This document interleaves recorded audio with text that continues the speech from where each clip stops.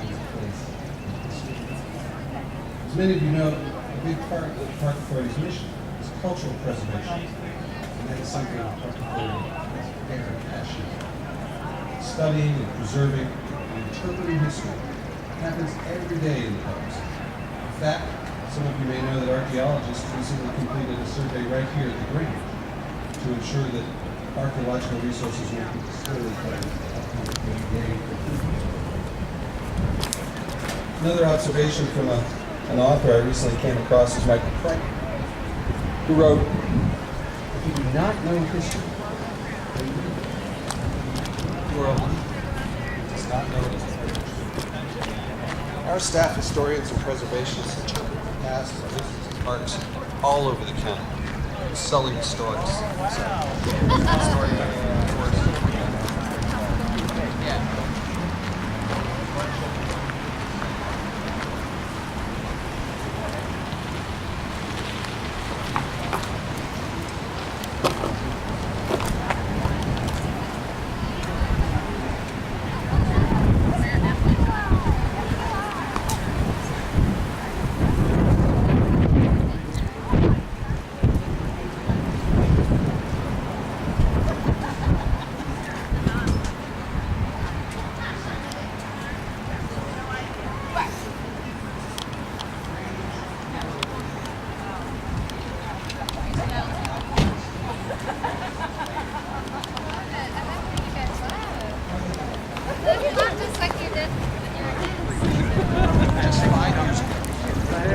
the installation of Bucks Branch Bridge.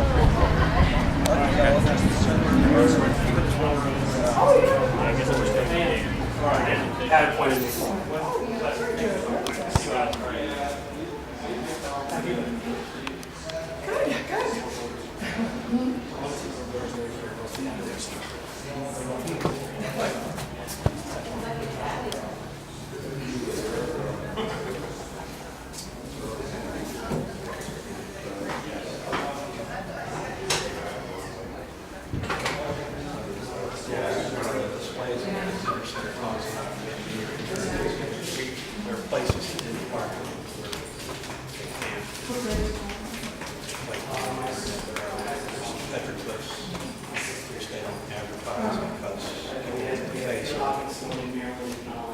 So, oh yeah, it was, I guess, depending on whose interpretation you believe, the term Potomac could mean, I always thought that mean place, where the goods are brought in. And then you'll see Potomac, the phonetic spelling where John Smith thought he heard the Indians. Well, please, come on. Hello, I just wanted to have it here. Oh, it's historic pictures if you want to step in. Thank you.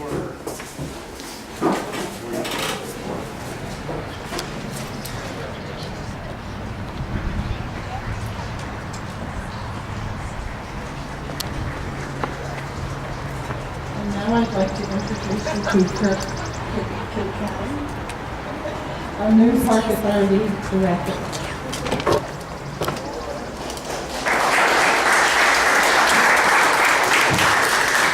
High-tech paper here. So thanks for inviting me here today. It is quite a rewarding experience to come back to an area that you grew up in Fairfax County after being in Colorado for a few years. Remembering your career, remembering coming to the Great Falls Grange and having our meetings out here, and seeing what has transpired in the area, and to Rip's point, remembering our past so that we can have a clear path forward and understand where we need to go relative to preservation and taking care of the community that we have in Fairfax County, and for you all, the community of the Great Falls area. The Grange is a very interesting movement. It was founded after the Civil War, and it was one of the premier advocating national movements for farmers. Many of you, especially the younger crowd, probably don't remember or don't know that Fairfax County was a huge agricultural area. There were many, many dairy farms in Fairfax County. There were grain fields west of here. The rail started here. We had the C&O Canal. We had other canals that were built in Washington's time that went to Alexandria. We have the beauty of the Potomac River that, as Rip mentioned, and the cultural resources, the natural resources that have been found there, has been attracting people to this area and humans to this area for thousands and thousands of years. So I think it's only fitting that we come here today to celebrate the Grange and all that the Grange movement meant, and the fact that this is community, and you all are here as part of your community and advocating for something that you love and that you have passion about.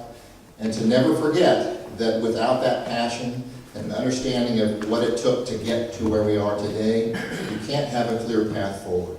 And understanding that it's good to focus on your history and your culture and your diversity that we provide and that you all have and that you bring to Fairfax County, to this area of Fairfax County, the Great Falls area. I want to thank you for the opportunity to come here today, to speak to you, to say hello. I'm sure I'll chat with many of you as we go through the next several hours. And just say thank you again, and let's celebrate the Great Falls Grange today. Thank you.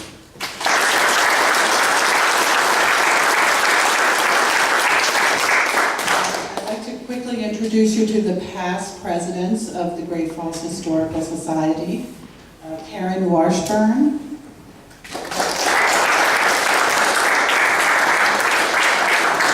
Calvin Collin, Jackie Olin, Mark Turner, Amanda would like to make a few historical remarks about the National Grange.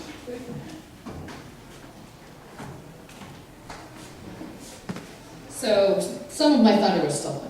I'm joking.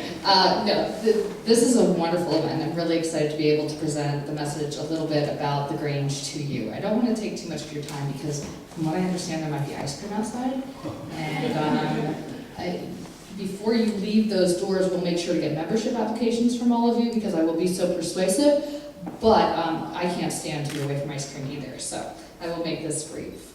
The Grange, as was mentioned, was started right after the Civil War. In 1867, one of our founders, Oliver Kelly, was on a mission down to the South to understand what the farmland and what the terrain and in general what the communities looked like after being ravaged by war for 4 years.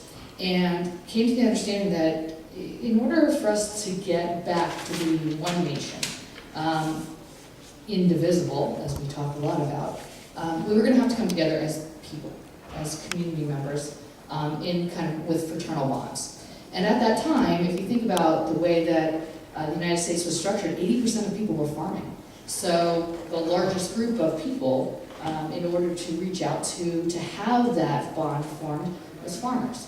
So in 1867, he and 6 other men and one woman, who we consider one of our honorary founders, came together and talked about the idea of what it would be to create, almost like a Masons, almost like what we now consider a Lions Club, a fraternal society that would allow people to come and see those common bonds. And in 1867, they started the Grange, but by 1872, there was a huge movement afoot. There were Granges all across the nation. Now, within our 147 years, we've had over 40,000 Granges chartered, including this one here in Great Falls. That's amazing. If you think about the number of people that have been involved in the Grange movement over that time, it's phenomenal. But by the early 1870s and through the 1880s, there were over 800,000 people who had joined and were part of this movement, who believed in their communities, believed in coming together locally and also on a more national level, not only to advocate for rural issues, because most people were living in rural areas at the time, so it wasn't as hard as today, but they also believed in the idea of making sure that we were one nation. And after that time, as things do, there was just discord and change within the movement. But we had the Granger laws passed. Does anybody, let me start with one of our Boy Scouts. Do you guys know what the Granger laws are? No. Oh. Anyone? Can you give me a guess? Can anyone tell I used to be a college professor? Granger laws basically were a set of laws that went up and said that monopolies could not exist within public structures like the railroads. Because at the time, railroads could set prices as they wanted for anything, and getting your wares to market as a farmer could be prohibitively expensive. So there was the laws that now still stand today, 140 some years later, that said that certain public elements, like public utilities and access points, cannot have an office of you. We actually are doing the same of this. So when we talk about expanding roads, so it's really interesting history there. It wasn't until about the 1890s that we started to see a little bit of a decline in membership. People were starting to move into cities. People were starting to change their lifestyle. And the Grange may not have been as central. But right after the First World War, people realized how important it was. Trying to figure out why you're coming up with your designs. It's really obviously important to have that view of people as similar to themselves, even when they disagree on certain big, broad topics, in order to prevent wars. And we saw what war was. And so here in Great Falls, it may not have been World War I that made people go, I really should become part of a community organization. I really should learn more about my neighbor and respect others. But that was the sentiment going on in the country. And in the 1920s, we had a huge resurgence in the Grange. And people were joining and starting Granges all over the place. And this movement began again. Because they saw that rural communities especially were not having as much access or as much prevalence as they had previously, because people were moving into cities and we were becoming industrialized. There was a third movement in the 1950s, right after World War II. You notice we kind of do really well after wars, so if you guys want, we've just had some wars in the Middle East, maybe we can do well again. In the 1950s, it was the same idea. People wanted a reason to come together to give back to their communities. And Great Falls Grange here was doing some amazing things at that time. If you look around this community, you will see some things that the actual members here built or did to make this community solid, to make it vibrant, to give back things that you now today even take part in, whether it be the parks. It expanded the library. It had already started in the 40s, but expanded to that point. And so in our third session of Resurgence, you saw a community Grange that was already here that was doing some phenomenal things. I'll tell you today that any of you who have gathered here probably gathered because you believe knowing your neighbors and giving back in some way and learning the history of your community and doing positive things that benefit you and your children and grandchildren are really important. And so, whether in deed, but at least in word, you all are Grangers.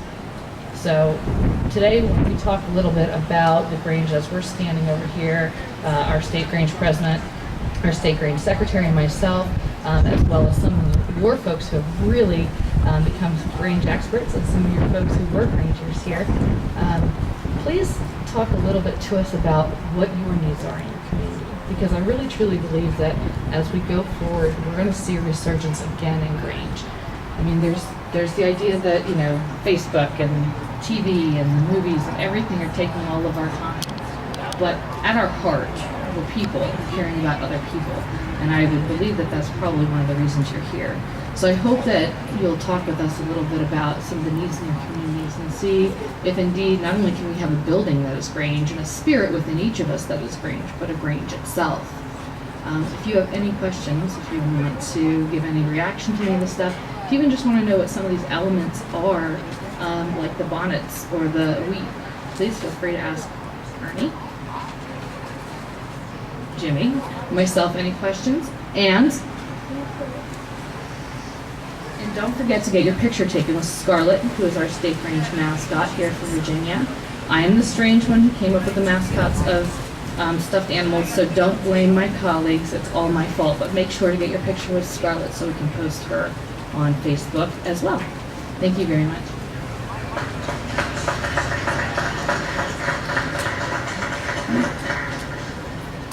So I'd like to just give you, first of all, we have a challenge. At the end of the day, we have a closing ceremony, probably around 4:45. It's going to be out on the front steps. And we're going to take a photograph just like the photograph that was taken on our opening day with all the people down the stairs. So I hope you'll all be here then to be in the photograph to show the anniversary. So we have amazing history here. We started out with a very narrow, simple, small idea of the Grange, and a lot of research has been done, and a lot of experts have been invited here. So you need to really walk around and talk to everybody and see. I don't want to take too much time describing everything, but there's a lot to discover here and on the lower level. These are our history exhibits. We have a children's area outside over by the schoolhouse. We have the chief gardener of Monticello here with heirloom seeds, and she has a lot of historic artifacts from gardening 100 years ago, and seeds, and showing you how to save seeds. We have barn building, milking a cow, all write an essay, so lots to do, and we have a list at the information desk if you want to see where everything is. So we invite you to enjoy the day and really feel what a joy it is to be a small town and to be here together. We're delighted that you came. Thank you very much.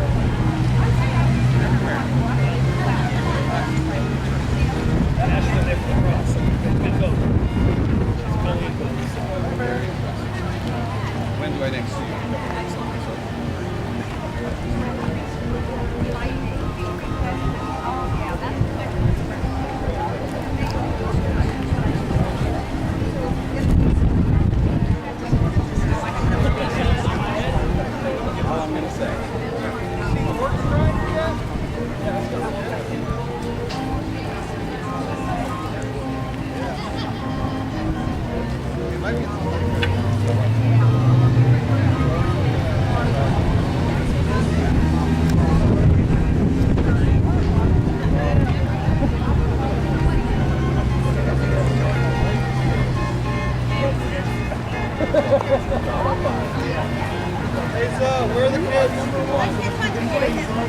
Can't find them? No. Oh, I guess the playground then. Make story for that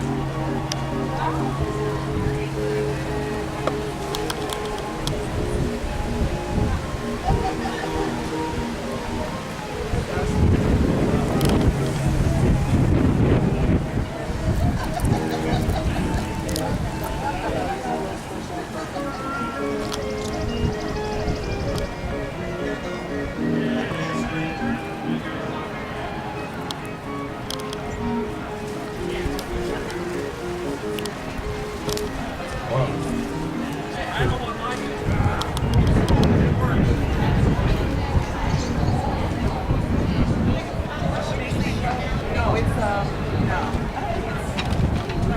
Oh, it is rock. Yeah, but that's a great. She's at our side